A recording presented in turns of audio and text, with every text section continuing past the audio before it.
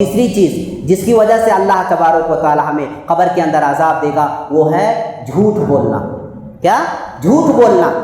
جھوٹ ایک تو سچ بات بھی اگر کسی کے پاس آپ اس نیت سے بولتے ہیں کہ دونوں کے درمیان لڑائی اور جھگڑے ہو تو یہ غلط ہی ہے، اسلام کے اندر اس کی بھی اجازت نہیں ہے۔ سچی بات بھی، مثال کے طور پر کسی کے اندر کوئی خامی ہے اور اگر آپ اس نیت سے بولتے ہیں کہ دونوں کے درمیان لڑائی ہو جائے، دونوں کے درمیان نفرت پیدا ہو جائے تو یہ بھی اسلام کے اندر بری بات ہے۔ لیکن اس سے بھی بری بات ایسی باتیں لا کر کے دوسروں کے سامنے بیان کرنا اس نیت سے کہ دوسروں کے درمیان لڑائی جھگڑے ہو، فساد و بگاڑ ہو، اگر ایسی جھوٹی باتیں لا کر کے آپ پھیلاتے ہیں اور یہ نیت رکھتے ہیں تو اللہ کے نبی فرماتے ہیں کہ یہ اس سے بھی زیادہ بدتر اور اس سے بھی زیادہ خطرناک اور قبیح بری عادت ہے۔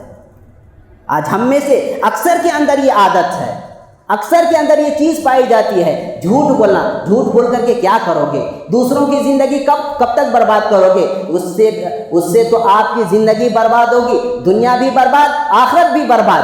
جس کے بارے میں آپ جھوٹ پھیلاؤ گے اس کو تو معلوم نہیں، لیکن وہ اپنا کام کرتا ہوا زندگی کے اندر آگے بڑھتا چلا جائے گا، لیکن آپ کی زندگی اسی جھوٹی بات کے پیچھے رہتے ہوئے دنیا میں بھی برباد ہوں گے اور آخرت کے اندر بھی، قبر کی زندگی کے اندر بھی آپ کو پچھتاوا ہوگا۔ اسی لیے پیارے نبی صلی اللہ علیہ وسلم کہتے ہیں کہ خواب کے اندر مجھے یہ بھی دکھایا گیا جو عالم برزخ میں عذاب دیا جا رہا تھا کہ ایک آدمی کی زبان، اس کی آنکھیں، زبان اور اس کی آنکھیں پورے کھینچ کر کے اللہ تبارک تعالیٰ، تین چیزیں، ایک زبان ہے، دوسرا یہ جبڑا ہے اور تیسری یہ آنکھیں، ہر ایک کو کھینچ کر کے اللہ تبارک و تعالیٰ کے فرشتے اسے گردن سے باندھ دیے ہیں۔ اللہ کے نبی نے پوچھا کہ یہ کون انسان ہے جسے اس طرح کا عذاب دیا جا رہا ہے؟ تو کہا کہ یہ وہی انسان ہے جو دنیا کے اندر اپنے گھر سے نکلتا تھا، جب اپنے گھر سے وہ کسی کام کے لیے نکلتا تھا تو کام کرنے کے بجائے لوگوں کے درمیان جھوٹی باتیں پھیلاتا تھا، جھوٹی باتیں کرتا تھا،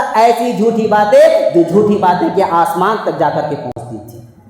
محترم بھائیو، اسی لیے کبھی جھوٹ کا سہارا لینا نہیں، کبھی جھوٹ کا سہارا لے کر کے کسی کو بدنام کرنے کا طریقہ اختیار نہیں کرنا، ورنہ خود بھی برباد ہوگے، دنیا بھی برباد ہوگی اور آخرت بھی برباد ہوگی۔